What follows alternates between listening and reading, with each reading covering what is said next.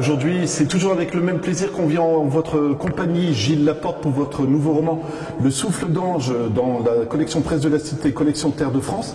Première question qui va peut-être vous surprendre un petit peu, mais on se retrouve en Normandie. Pour quelle raison au début du roman ? Bonjour, cher Romain, d'abord, le plaisir est partagé, merci. Pourquoi en Normandie ? Je ne crois pas au hasard, mais c'est lui qui m'a guidé quand même.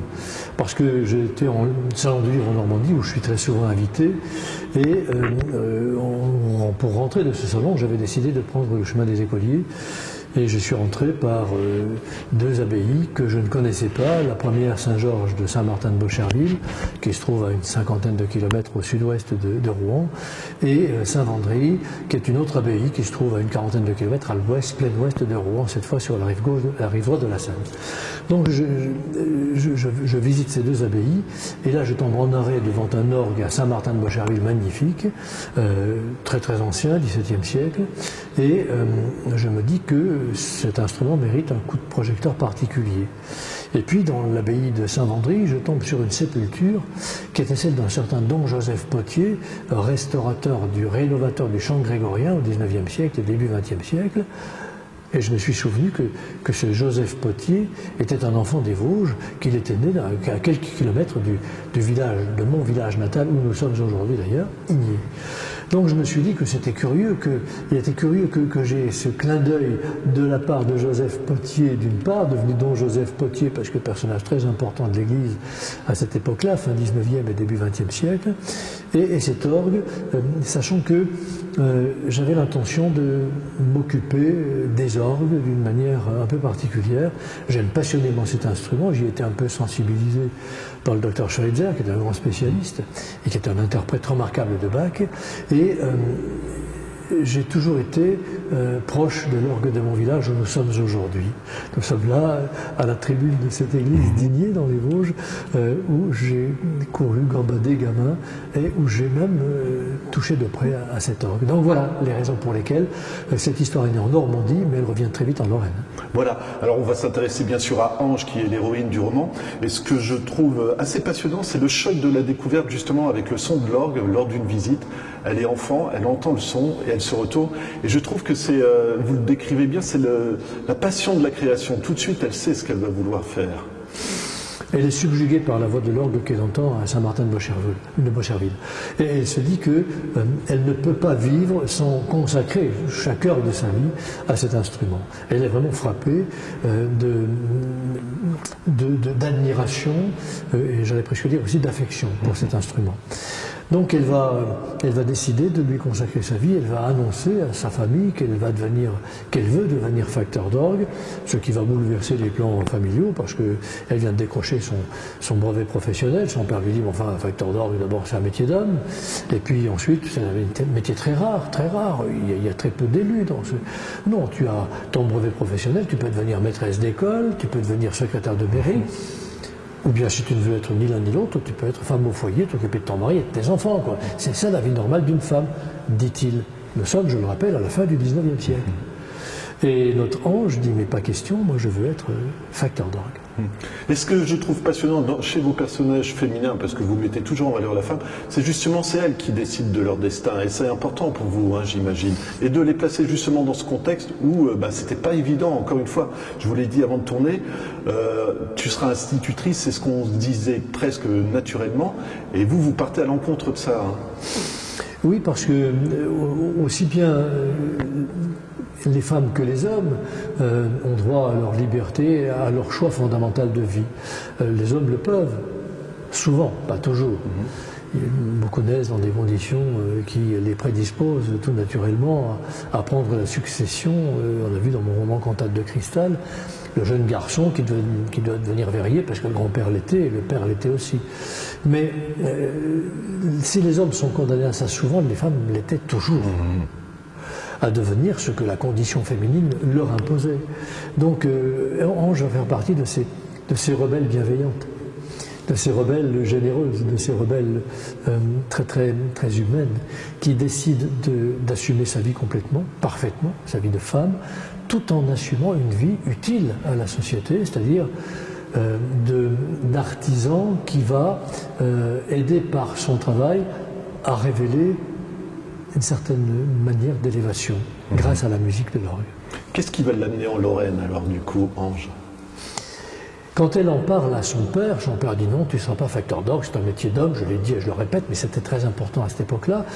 Elle en parle au patron de son père. Son père est jardinier, maître jardinier dans un grand domaine, domaine d'aristocrate en Normandie. Et un jour que le patron de son père les invite, elle et ses parents, à prendre le thé au château, le patron lui dit « Mais bravo pour votre brevet professionnel, que pensez-vous en faire ?» Elle passe d'une face sur l'autre en se disant qu'est-ce que je vais répondre, mon père n'est pas d'accord, ma mère non plus. Elle n'ose pas trop, et puis elle se lance, elle dit je veux être facteur d'orgue. Ah bravo, dit le patron, c'est un beau métier, mais pas facile. Hein. Pas facile, c'est vrai que ce sont surtout des hommes qui sont élus, pas beaucoup de femmes, même pas du tout. Mais c'est tellement un beau métier que je peux vous aider éventuellement. Je peux vous orienter vers ma famille, mes amis qui sont dans la région de Nancy, en Lorraine, et qui pourront d'abord vous accueillir si vous voulez aller là-bas, et puis vous permettre de pénétrer ce milieu très fermé, parce qu'eux s'intéressent beaucoup à l'art, à la création, au métier de l'artisanat, donc ils pourront vous introduire en Lorraine, qui est la région la plus réputée aujourd'hui au niveau européen pour sa qualité de facteur d'orgue. Voilà comment notre héroïne, notre Ange, quitte sa Normandie natale pour venir en Lorraine, apprendre son métier auprès de génies de la facture d'orgue, notamment à Rambervillers, la manufacture d'orgue qui date du XVIIIe siècle et qui existe encore aujourd'hui, qui fonctionne encore aujourd'hui, grâce peut-être à Dieu, j'en sais rien, mais en tout cas grâce au talent aussi de ces artisans. Et elle va arriver chez nous, elle va tellement aimer ce métier, elle va tellement aimer notre pays, qu'elle va s'y installer de façon définitive. Voilà. Et du coup, c'est important parce qu'elle va faire aussi la connaissance de son premier amour, on va dire. Enfin non, parce que c'est un amour qu'elle a eu en Normandie, hein, si je ne me trompe pas. Et après, elle va rencontrer quelqu'un d'autre. C'est ça aussi que je voulais dire, mais on parlera de Fortuné, son premier amour. Mais c'est le relationnel, c'est intéressant parce qu'elle vient pour ses études, on va dire. Et malgré tout, elle s'implique, elle s'intègre dans la famille qui la reçoit à Nancy. Oui, elle est tout à fait disponible. Elle a sa passion qui la tient, bien sûr, mais pour aboutir à la vivre de façon pleine et entière, elle est complètement disponible. Elle est ouverte à cette nouvelle culture qu'elle ne connaît pas, parce que la culture lorraine de cette époque-là est très différente de la culture normande.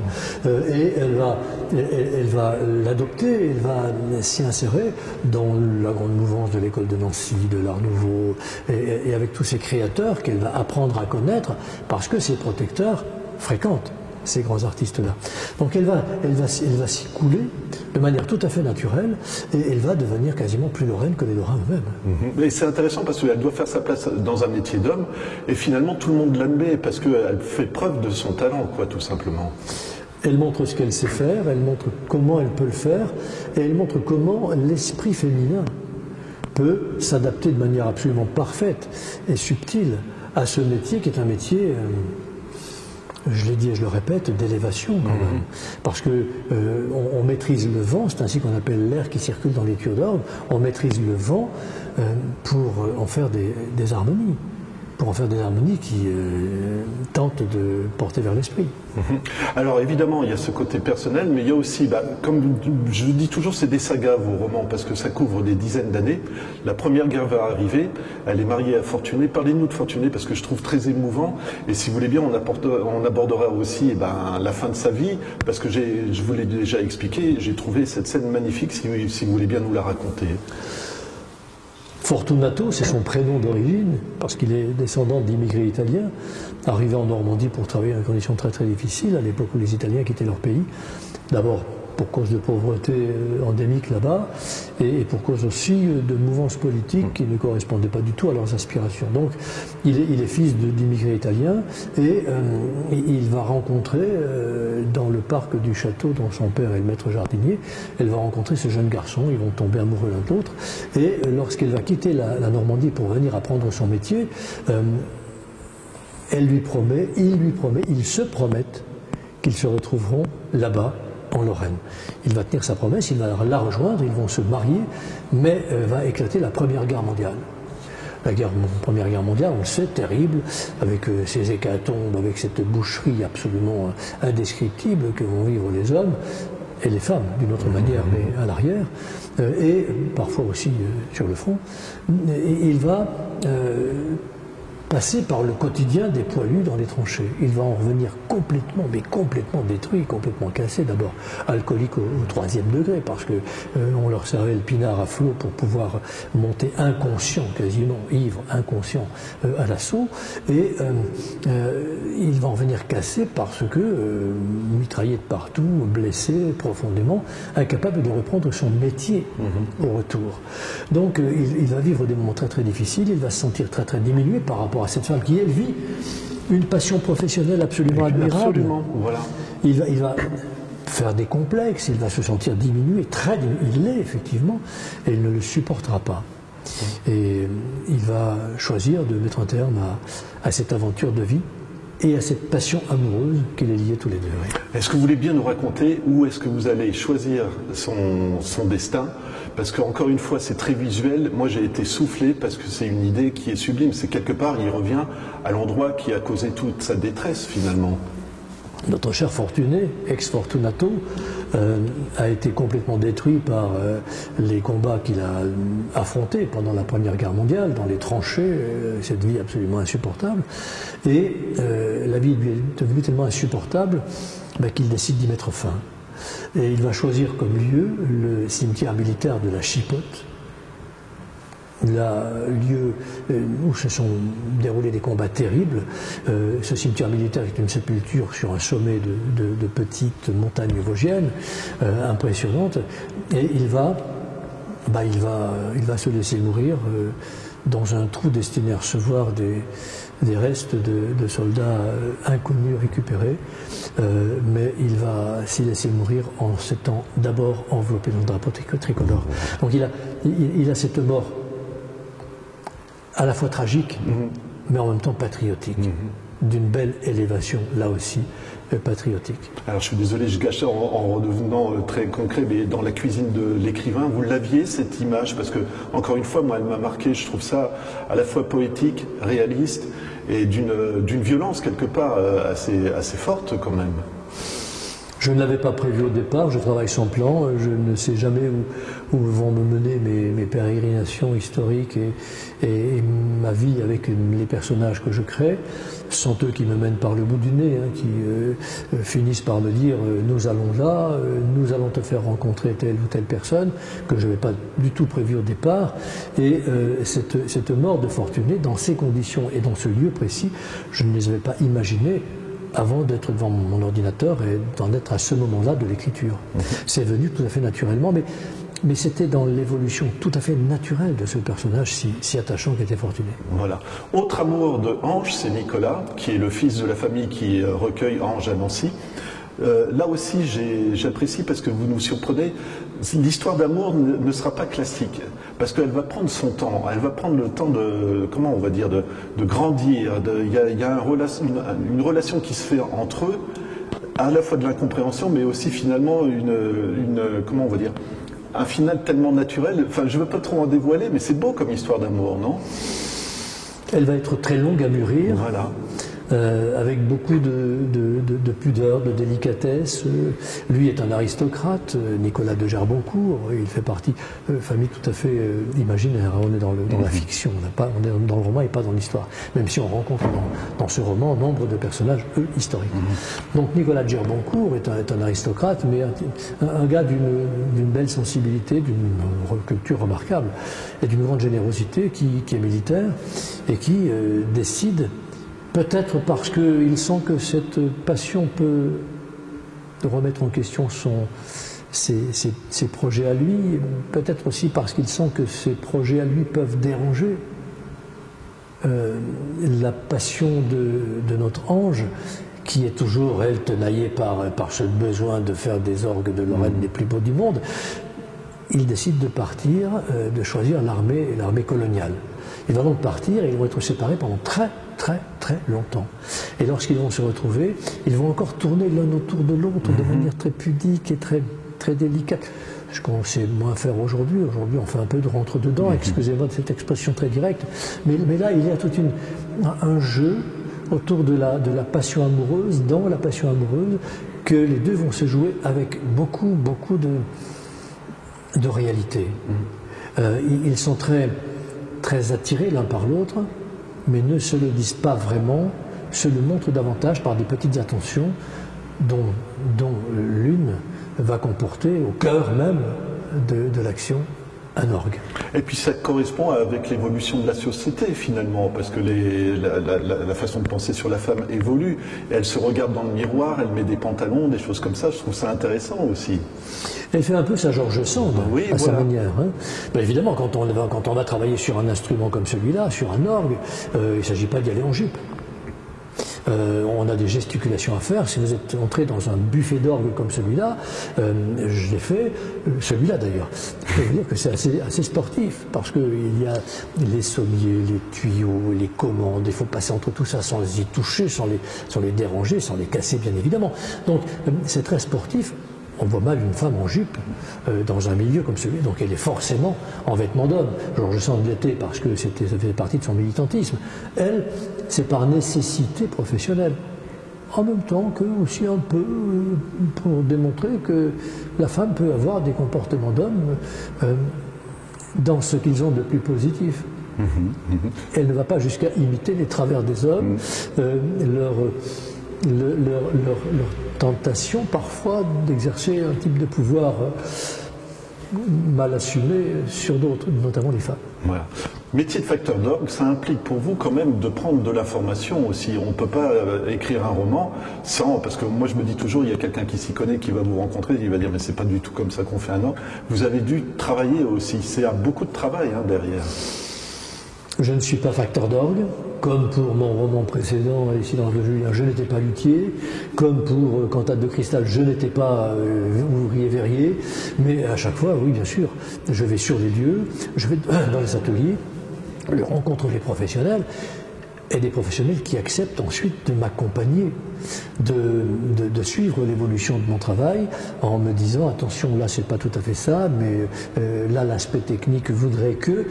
et oui, là j'ai eu comme conseiller technique, qui est devenu un ami très proche, un garçon remarquable, qui est facteur d'orgue à Neufchâteau, et qui s'appelle Victor Manjol, un jeune facteur d'orgue, très dynamique, qui a un talent fou, et qui est en train, aujourd'hui, il a pris des responsabilités nationales il n'y a pas longtemps, dans la grande mouvance de l'artisanat d'art, pour justement faire en sorte que ce qui a été un peu oublié dans notre société, cette création si particulière qui faisait fleurir notre pays partout dans le monde, il a envie de le défendre et il le fait très bien. Donc il m'a accompagné, Victor Manjol, de la plus belle manière qui soit, et en faisant en sorte que le conseil technique devient aussi une relation d'amitié. Est-ce que c'est pas aussi un peu ce que vous faites à travers vos romans, parce qu'on découvre le patrimoine de la région, un patrimoine qu'on oublie assez facilement, je trouve, maintenant. C'est un petit peu une mission pour vous aussi, non? J'ai l'impression. Notre Lorraine a vécu des moments terribles dans son histoire. Des moments parce qu'elle a été sur les lieux de passage de toutes les troupes d'invasion de l'Est, de l'Ouest, du Nord, du Sud, enfin un peu partout, et que ces troupes ont laissé beaucoup plus de ruines que de monuments encore debout. Donc nous avons un patrimoine qui, s'il existe encore fort heureusement, est tout de même très souvent en danger. Cet orgue-là, sur lequel je m'appuie pour vous parler, date de 1841, c'est un orgue historique qui a été créé par un facteur d'orgue génial à cette époque-là, n'a pas été restauré, n'a pas été revu, n'a pas été entretenu depuis 1841. Donc il est en danger, il a besoin d'un grand nettoyage, d'une grande restauration et d'une remise en état, de sorte que sa voix pleine et entière puisse de nouveau se faire entendre. Donc notre patrimoine est un peu à l'image de cet instrument. Et j'ai décidé de mettre ma plume au service de ce patrimoine. Raconter des histoires, oui, des histoires qui nous permettent de mieux comprendre ce que nous sommes, pourquoi nous sommes là, comment nous vivons et comment nous espérons pouvoir vivre demain peut-être, mais aussi des histoires qui nous permettent de se souvenir qu'il y a autour de nous des éléments de patrimoine qui sont modestes. Cet orgue, 1840, petit orgue de petite église de village d'Igné, nous raconte une histoire du 19e siècle qui s'est prolongée jusqu'au début du 20e siècle, et c'est vraiment très important, c'est essentiel, me semble-t-il. Il est à l'image de ces pans complets de notre patrimoine qui ont tendance à disparaître aujourd'hui. Le métier de facteur d'orgue, qui sait que ça existe encore parmi nos contemporains? Très peu. Qui sait en quoi ça consiste? Et qui sait ce qui en est l'âme, c'est-à-dire la connaissance technique en même temps que l'esprit qui s'exprime par l'harmonie issue de ces tuyaux, que donne le vent dans les tuyaux. Donc tout ça est très très important. Mais ça vaut aussi bien pour la cristallerie que pour la lutherie, que pour bien d'autres champs de notre patrimoine qui sont très très en danger aujourd'hui. Question qui va peut-être vous paraître anecdotique, mais on voit Jean Marais dans votre roman. Vous pouvez nous dire pour quelles raisons vous l'avez fait apparaître? Et puis quelque part, c'est encore une fois le lien entre la culture, parce que Jean Marais était comédien à l'époque, et les événements qui se déroulaient aussi dans votre roman. J'aime beaucoup dans mes romans adresser des clins d'œil à des personnalités, des gens que j'ai connus, bien connus et surtout beaucoup aimés. Jean Marais fait partie de cela. Pourquoi est-ce que j'ai tenu à l'intégrer à cette histoire? Parce que tout simplement, on ne se souvient pas que Jean Marais a été l'un des combattants de la Seconde Guerre mondiale, qu'il a été de l'armée de général Leclerc, de la 2e DB, que lorsque la 2e DB est entrée dans Paris, la libération de Paris, en automne 1944, Jean Marais était au théâtre. Il jouait au théâtre. C'est lui qui me l'a raconté, cette anecdote. Je la tiens donc, non pas d'intermédiaire, mais de lui directement. Il était au théâtre, et quand il a vu arriver les chars de la division Leclerc, d'abord de la division La Nueve, les républicains espagnols, qui, eux, ont effectivement libéré Paris. Leclerc leur avait dit, on vous doit bien ça, vous êtes vraiment des exemples de combattants de la liberté, allez-y en avant, vous entrez dans Paris les premiers et on vous suit. Donc, lorsqu'il a vu entrer ces blindés de la Nueve et de la 2e DB, il s'est dit, je ne peux pas rester au théâtre. Mais c'est pas possible. Tout le monde se bat pour notre liberté, moi je joue à la comédie, non, je vais aller me battre aussi. Il est allé voir l'état-major de la 2e DB, il a dit, voilà, je veux m'engager avec vous. On lui a dit, mais que savez-vous faire? Que faites-vous? Moi je suis comédien, on n'a pas besoin de comédien, on a besoin de soldats. Et il a dit, moi je suis prêt. Moi je suis prêt, à faire ce que vous voulez, mais me battre avec vous, participer à cette libération du pays. Alors il dit, écoutez, vous êtes costaud, vous pourrez porter des jerrycans d'essence, allez, vous serez affecté à l'approvisionnement en carburant de nos blindés. Et voilà comment Jean Marais a été engagé par le général Leclerc comme porteur de bidons d'essence pour les blindés, et qu'il a participé à la bataille de Dompierre, la plus importante bataille de blindés de la Seconde Guerre mondiale, dans les Vosges, dans la petite ville de Dompierre qui se trouve au pied de la butte sur laquelle se trouve le village de Bouzemont, le village natal de Joseph Potier, tout est lié, où notre ange, notre héroïne, a choisi de s'installer pour la fin de ses jours. Donc elle va assister depuis son balcon sur cette colline, elle va assister à toute la bataille de Dompierre, et un jour elle va frapper à sa porte deux soldats qui viennent chercher du ravitaillement, parce que elle n'a pas d'essence, mais elle peut avoir des conserves, et comme lui dit l'un des deux, la roulante ne suit pas, donc on a besoin aussi de manger. Elle dit, attendez, je vais vous chercher des... Et là, l'un dit, mais pourquoi y a-t-il ces armoiries là sur votre porte? Parce qu'elle avait sculpté les armoiries de Normandie sur le linteau de sa porte pour se souvenir qu'elle était normande. Et pourquoi? Elle dit, parce que je suis normand. Elle lui répond, moi aussi. Ah bon? Oui, moi je suis de Cherbourg. Et moi je suis de Le Neubourg. Et voilà comment mon héroïne rencontre Jean Marais et finit par renouer avec un Normand alors que rien ne l'y préparait. Voilà. Ça sera ma toute dernière question, Gilles, mais le prénom Ange, tout simplement, comment il vous est venu? Parce que ça colle au personnage à la fois un prénom doux, qui dit, justement, qui fait penser, si je veux faire un peu mon machiste, à une femme qui va être soumise, mais finalement ça colle aussi au son des orgues et toutes ces choses-là, à la création. C'est un prénom masculin à l'origine. Et ben voilà, j'apprends quelque chose. C'est un prénom masculin, mais qui envoie forcément à des images, comme vous venez de décrire, romantique, cher Romain, des images, oui, de douceur, de rondeur, de romantisme, de bienveillance, de générosité, j'ai employé le terme à plusieurs reprises, d'élévation, c'est un prénom qui renvoie à tout ce que l'esprit peut comporter. Et quand j'ai attaqué cette histoire, quand je suis entré dans cette histoire, le mot n'est pas très adapté, parce que c'est pas une bataille, quoique l'écriture de chaque livre est un peu une bataille contre soi-même.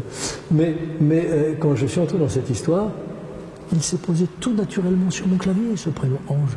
Je n'ai pas eu à réfléchir. Ange, il s'est imposé. Peut-être que c'est elle qui me l'a soufflé à l'oreille.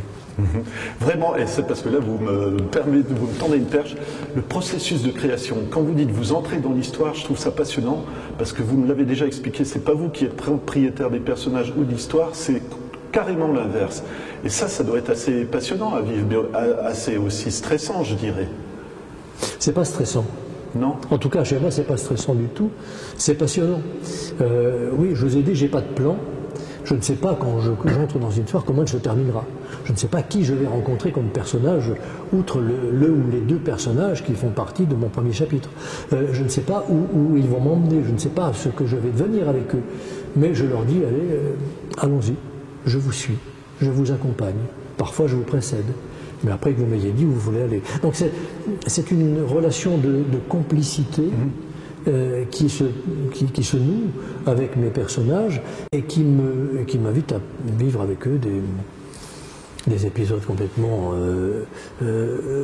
ignorés au départ, des moments très très forts sur le plan émotionnel, des moments aussi très très émouvants. Je vous avoue qu'il m'arrive parfois, lorsque je suis sur mon ordinateur et que je raconte l'histoire, il m'arrive d'être très ému au point de pleurer sur le clavier. Ça m'arrive. Ben voilà. Et là, je me rappelle ce que me confiait mon vieil ami Henri Vincenot, le bel écrivain bourguignon, mort en 85, c'est pas hier, il y a trop longtemps, je débutais à l'époque, et mon cher Henri Vincenot me répétait « Tu n'oublieras jamais que lorsque tu pleures en écrivant, tes lecteurs pleureront en te lisant, et lorsque tu ris en écrivant, tes lecteurs riront. » Autrement dit, l'émotion se transmet de cœur à cœur, mais directement et intégralement.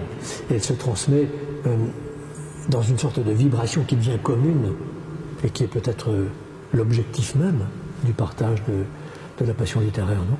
Voilà, c'est ce que j'allais dire justement, c'est que à chaque fois que je reçois votre roman, je sais que je vais passer un bon moment, mais je vais passer un bon moment avec l'écrivain aussi, parce que je l'ai à côté de moi en train d'écrire et je vous promets que j'ai cette image. Donc je vous remercie pour le plaisir à chaque fois de lecture de vos romans, et je rappelle le titre du dernier qui s'appelle Le Souffle d'Ange aux éditions Presse de la Cité et dans la collection Terre de France. Et encore une fois, merci pour ces bons moments de lecture. Merci cher Romain, vraiment du fond du cœur.